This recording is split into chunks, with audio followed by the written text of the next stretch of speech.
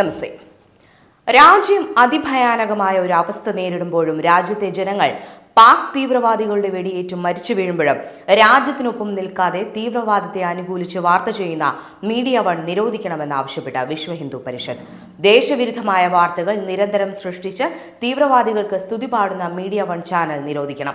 മതം തിരക്കി ഹിന്ദുക്കളെ കൂട്ടക്കൊല ചെയ്ത ശക്തികൾ ചെയ്ത തെറ്റിനെ ചൂണ്ടിക്കാണിക്കാതെ ന്യായീകരണത്തിന്റെ ഭാഷയിൽ സംസാരിക്കുന്ന ജമാഅത്തെ ഇസ്ലാമിയുടെ ഈ ചാനൽ ഉടൻ തന്നെ നിരോധിക്കുവാൻ കേന്ദ്ര ഗവൺമെന്റ് തയ്യാറാകണമെന്ന് വിശ്വ ഹിന്ദു പരിഷത്ത് സംസ്ഥാന president Viji Thampi, general secretary advocate Anil Vilayil എന്നിവർ ആവശ്യപ്പെട്ടു. ഭാരതത്തിന്റെ മോചനം ഇസ്ലാമിലൂടെ എന്ന സ്വപ്നം കണ്ട ഇക്കൂട്ടർക്കെതിരെ ശക്തമായ പ്രതികരണം ആവശ്യമാണ്. ഈ കാര്യം ആവശ്യപ്പെട്ട് കേന്ദ്ര സർക്കാരിന് നിവേദനം നൽകുമെന്നും അവർ അറിയിച്ചു. അഭിപ്രായ സ്വാതന്ത്ര്യം, മാധ്യമ സ്വാതന്ത്ര്യം എന്നിവയെ ദുരുപയോഗം ചെയ്ത് തീവ്രവാദികളുടെ പിന്തുണ ആർജിക്കാനാണ് ചാനലും അതിലെ ചില അവതാരകരും ശ്രമിക്കുന്നത്. രാജ്യത്തിന്റെ അഖണ്ഡതയെ തകർക്കുന്ന തരത്തിലുള്ള പ്രവൃത്തികൾ ചെയ്യുന്ന ഈ മാധ്യമത്തിന്റെ പ്രവൃത്തികൾക്കെതിരെ കേസ് രജിസ്റ്റർ ചെയ്ത് അന്വേഷണം നടത്തണം. ചാനൽ നിരോധിക്കുന്നതുവരെ രാഷ്ട്രസ്നേഹികൾ ചാനൽ ബഹിഷ്കരിക്കാൻ തയ്യാറാകണമെന്നും അവർ ആവശ്യപ്പെട്ടു. മീഡിയ വൺ ആദ്യമായല്ല രാജ്യദ്രോഹ നടപടികൾ ചെയ്യുന്നത്. ഇതിനു മുന്നേയും ദേശവിരുദ്ധ പരിപാടികൾ ചെയ്തതിന് ചാനൽ പൂട്ടി വീട്ടിലിരിക്കേണ്ടി വന്നിട്ടും വീണ്ടും അവരത് ആവർത്തിക്കുന്നു എങ്കിൽ അത് രാജ്യം ഇങ്ങനെ ഒരു പ്രതിസന്ധി നേരിടുമ്പോൾ തീവ്രവാദത്തിന് ചുക്കാൻ പിടിക്കുന്നുവെങ്കിൽ നിരോധനം തന്നെയാണ് അന്തിമം.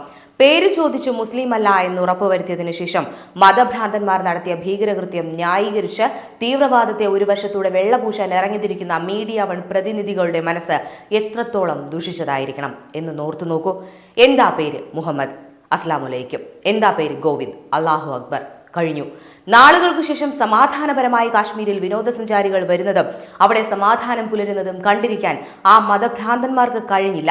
സൈനിക വേഷം ധരിച്ചാണ് ഭീകരർ പഹൽഗാമിൽ എത്തിയതെന്ന് ഓർക്കണം. ഏപ്രിൽ 22 ഉച്ചയ്ക്ക് 1:50 സ്ഥലത്തെത്തിയ ഭീകരർ ചെറു സംഘങ്ങളായി തിരിഞ്ഞ വിനോദസഞ്ചാരികൾ കൂടുതലുള്ള മേഖലകളിലേക്ക് റൈഫിളുകൾ ഏന്തിയെത്തി. ലക്ഷ്യം നടപ്പാക്കി. ചിലരോട് മതമാരാഞ്ഞു, മറ്റു ചിലരോട് ഇസ്ലാമിക വചനങ്ങൾ ചൊല്ലാൻ ആവശ്യപ്പെട്ടു. അമുസ്ലിങ്ങളാണെന്ന് ബോധ്യപ്പെട്ടവരെ കൊന്നുതള്ളി. 10 മിനിറ്റ് നീണ്ട കൂട്ടക്കുരുതിക്ക് പിന്നാലെ ബൈസലൻ വാലിയിൽ ചോരപ്പുഴയൊഴുകി. കൊല്ലപ്പെട്ടവരിൽ 25 ടൂറിസ്റ്റുകളും ഒരു കുതിരക്കാരനുമാണ് ഉണ്ടായിരുന്നത്. നേവിയിലെയും IB-യിലെയും ഉദ്യോഗസ്ഥരും ഭീകരരുടെ വെടിയുണ്ടകൾക്കിരയായവരിൽ ഉൾപ്പെടുന്നുണ്ട്. പലരും കുടുംബാംഗങ്ങളുടെ മുന്നിൽ വെടിയേറ്റു വീണു. അത്രയും നേരം സമാധാനം പുലർന്ന കാശ്മീരിന് പിന്നെ ചോരയുടെ മണമായിരുന്നു. നിസ്സഹായതയുടെ അലയടികളായിരുന്നു. മധുവിധു ആഘോഷിക്കാനെത്തിയവർ, സുഹൃത്തുക്കളോടൊപ്പവും ട്രക്കിങ്ങിന് വന്നവർ, കുടുംബത്തോടൊപ്പം കശ്മീർ ആസ്വദിച്ചിരുന്നവർ, അങ്ങനെ പല ദേശത്തു നിന്നും പഹൽഗാമിലേക്ക് എത്തിയവർ മിനിറ്റുകളുടെ വ്യത്യാസത്തിൽ വെടിയേറ്റ് പിടഞ്ഞു വീണു. ഉറ്റവരുടെ ചേതനയേറ്റ ശരീരങ്ങളുടെ മുന്നിൽ നിന്ന് ഉച്ചത്തിൽ കരയാനല്ലാതെ കണ്ടുനിന്നവർക്ക് മറ്റൊന്നിനും കഴിഞ്ഞില്ല. എന്തൊരു ദുർവിധിയാണ്. ഒരു മലയാളി ഉൾപ്പെടെ 27ഓളം പേരാണ് ഇതുവരെ കൊല്ലപ്പെട്ടത്. നിരവധി പേർ വെടിയേറ്റു വീണു. 2 വിദേശ പൗരന്മാരും കൂട്ടത്തിലുണ്ടായിരുന്നു. കൊച്ചിയിൽ ജോലി ചെയ്യുന്ന നാവികസേന ഉദ്യോഗസ്ഥനായ വിനയ് നർവാളിന്റെ ചിത്രം ഏവരെയും കണ്ണീരാഴ്ത്തിയ ഒന്നായിരുന്നു.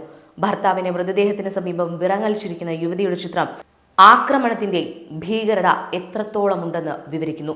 6 ദിവസം മാത്രമായിരുന്നു അവരുടെ ദാമ്പത്യ ജീവിതം. മലയാളിയായ ഇടപ്പള്ളി സ്വദേശി രാമചന്ദ്രനും ആക്രമണത്തിൽ കൊല്ലപ്പെട്ടിരുന്നു. മകളുടെയും ചെറുമക്കളുടെയും ഒപ്പം അവധി ആഘോഷിക്കാൻ എത്തിയതായിരുന്നു രാമചന്ദ്രനും ഭാര്യയും.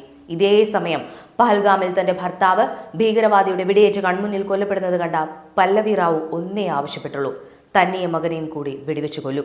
എന്നാൽ ഞെട്ടിക്കുന്നതായിരുന്നു ഭീകരവാദിയുടെ ഉത്തരം: നിന്നെ ഞങ്ങൾ കൊല്ലില്ല, പോകൂ, പോയി മോദിയോട് പറയൂ. ശ്രദ്ധിക്കണം, പോകൂ, പോയി മോദിയോട് പറയൂ എന്ന കൃത്യവും വ്യക്തവുമായ അജണ്ടയല്ലേ? അതെ, ഈ അജണ്ടയുടെ ഭാഗമാവുകയാണ് മീഡിയ വണ്ണം.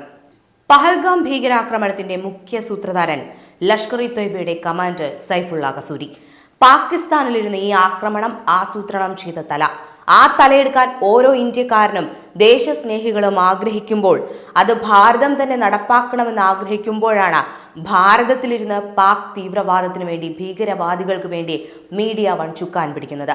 പാകിസ്ഥാനിൽ നിന്ന് പരിശീലനം കിട്ടിയ ലഷ്കറുമായി ബന്ധമുള്ള ഭീകരവാദികൾ ജമ്മു കശ്മീരിലെ സമാധാനാന്തരീക്ഷം ഇല്ലാതാക്കൽ, നിരോധിത ഭീകര സംഘടനകളെ പിന്തുണയ്ക്കുന്നതിനായി ആയുധ വിതരണം, തീവ്രവാദികളെ റിക്രൂട്ട് ചെയ്യുക, തീവ്രവാദികളുടെ നുഴഞ്ഞുകയറ്റം, അതിർത്തിക്കപ്പുറത്ത് നിന്ന് ആയുധങ്ങളും മയക്കുമരുന്നുകളും കടത്തുക തുടങ്ങിയ പ്രവർത്തനങ്ങൾക്ക് നേതൃത്വം നൽകി ഭാരതം നശിപ്പിക്കാനിറങ്ങുമ്പോൾ, ഭാരതത്തിനുള്ളിലിരുന്ന് ഇവരെ വെള്ളപൂശാനും സ്ലീപ്പർ സെല്ലുകളെ തീവ്രവാദത്തിനായി ഉണർത്താനും മതസ്പർദ്ധ വളർത്തി കലാപം സൃഷ്ടിക്കാനുമുള്ള മീഡിയ വണ്ണിന്റെ ഈ ആഭാസത്തരം തടയാൻ തന്നെയാണ് തീരുമാനം. തടയുമെന്ന് മാത്രമല്ല, പൂട്ടിക്കുക തന്നെ ചെയ്യും. ജയ് ശ്രീറാം.